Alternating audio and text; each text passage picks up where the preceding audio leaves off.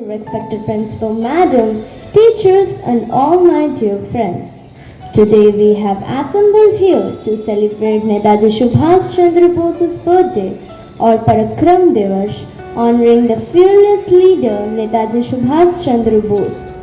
Netaji chose the battlefield over a comfortable life to fight for India's liberation, inspiring us with his courage, vision, and dedication to making India strong and self-reliant, reminding us that our action, not just words, define our nation's greatness. Let us begin the program by offering a garland to Netaji's portrait. For this, I invite Parthu Sahajra of class 7A.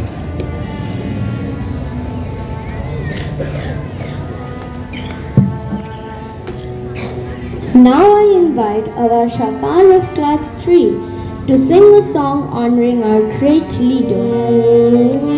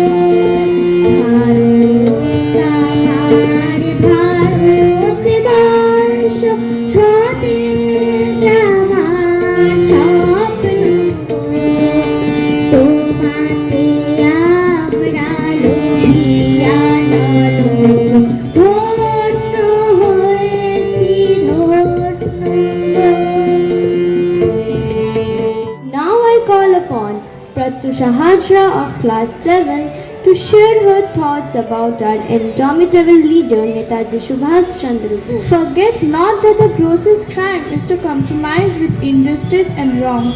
Remember the eternal law, you must give if you want to get. In these words, Netaji gives us a blueprint for life.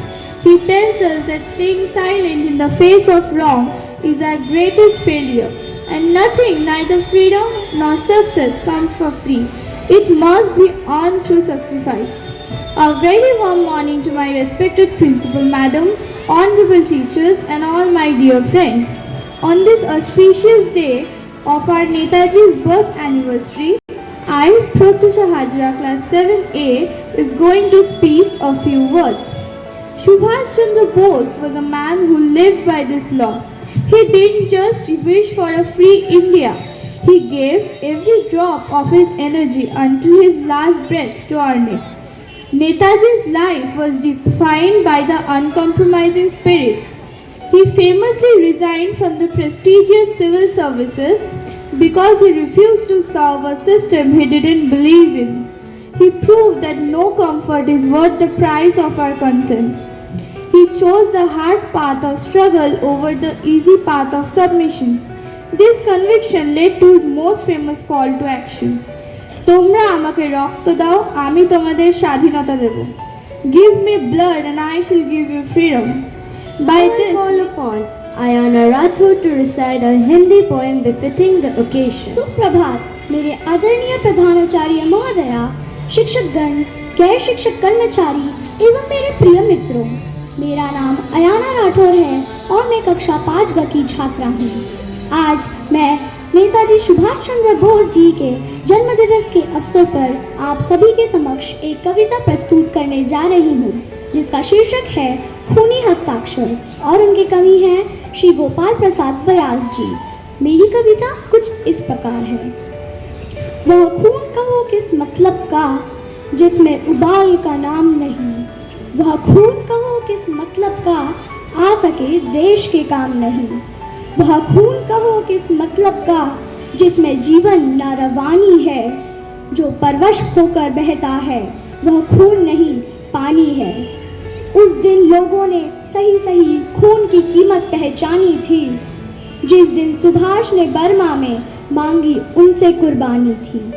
बोले स्वतंत्रता की खातिर बलिदान तुम्हें करना होगा, तुम बहुत जी चुके जग में लेकिन आगे मरना होगा। Thank you for expressing such deep emotion so beautifully through your words. Now I call upon Aryan Mandal to recite a Bengali poem on the life struggles of Netaji Subhash Chandra Bose. গিরিকান্তার মরুদুস্থর পারাবার লঙ্ঘিতে হবে রাত্রি নিশীথে, যাত্রীরা হুঁশিয়ার। দুলিতেছে তরি ফুলিতেছে জল, ভুলিতেছে মাঝি পথ, ছিড়িয়াছে পাল কে ধরিবে হাল, আছে কার হিম্মত? কি আছো জওয়ান হও আগুয়ান, হাঁকেছে ভবিষ্যৎ। এ তুফান ভারী দিতে হবে পারি, নিতে হবে তরি পার। তুমিও রাত্রি মাতৃমন্ত্রী, শান্ত্রীরা সাবধান, যুগ যুগান্ত সঞ্চিত ব্যথা ঘুষিয়াছ অভিযান। ফেনাইয়া উঠে বঞ্চিত বুকে পুঞ্জিত অভিমান, ইহাদের পথে নিতে হবে সাথে, দিতে হবে অধিকার। অসহায় জাতি মরিছে ডুবিয়া, জানে না সন্তরণ। কান্ডারি আজ দেখিব তোমার মাতৃভক্তিপণ। হিন্দু না ওরা মুসলিম, ওই জিজ্ঞাসি কোন জন? কান্ডারি বলে ডুবিছে মানুষ, সন্তান মোরমার। গিরি সংকট ভিড় যাত্রীরা গুরুগর যায় বাজ, পশ্চাৎ পথযাত্রীর মনে সন্দেহ জাগে আজ। কান্ডারি তুমি ভুলিবে কি পথ, ত্যাজিবে কি প্রথম আজ? করে হানাহানি তবু চলো টানি, নিয়াছো যে মহাভার। কান্ডারি The poem perfectly captured Netaji's fearless spirit and his deep love for his motherland. Netaji's words continue to ignite courage and patriotism even today. To bring those powerful thoughts to life, I invite Koen Ma'am to present some inspiring quote of Netaji Subhash Chandra Bose. সকাল মাননীয় অধ্যক্ষ মহাশয়, মাননীয় শিক্ষক শিক্ষিকা ও আমার প্রিয় ছাত্রছাত্রীবৃন্দ, তোমরা আমাকে রক্ত দাও, আমি তোমাদের স্বাধীনতা দেব। এই আহ্বান যার কণ্ঠে ধ্বনিত হয়েছিল, তার জীবন ছিল সংগ্রাম আর আত্মত্যাগের অনন্য এক অধ্যায়। তিনি আর কেউ নন, ভারতের মহান সন্তান নেতাজি সুভাষচন্দ্র বসু। আজকের এই বিশেষ দিনে আমরা ভারতের এই অমর সন্তানকে স্মরণ করে তার কয়েকটি মূল্যবান বাণী ও বার্তা শুনতে চলেছি। দিনটা 19শে অক্টোবর 1929 সাল, লাহোরে এক পাঞ্জাবি সম্মেলনের ভাষণে নেতাজির বক্তব্য। ভাবনার রাজ্যে বিপ্লব আনতে হলে প্রথমে আমাদের সামনে এক আদর্শকে তুলে ধরতে হবে, যা আমাদের জীবন উদ্দীপ্ত করবে। সেই আদর্শ হলো স্বাধীনতা, তথা সার্বিক স্বাধীনতা, অর্থাৎ ব্যক্তির স্বাধীনতা এবং সেই সঙ্গে সমাজের স্বাধীনতা। পুরুষ, নারী, ধনী, দরিদ্র সকলের স্বাধীনতা। এই স্বাধীনতা শুধু রাজনৈতিক দাসত্ব থেকে মুক্তি নয়, সেই সঙ্গে সম্পদের সমবন্টন, সামাজিক অবিচার দূরীকরণ এবং ধর্মীয় অসহিষ্ণুতা ধ্বংস করা। তার জীবনের সমীকরণকে সকলের সামনে তুলে ধরতে আরেকটি ছোট গল্প। তিনি তখন ছিলেন বাংলাদেশের মায়ানমারের মান্দালয় শহরের অংমিতাজন টাউনশিপে অবস্থিত মান্দালয় জেলে।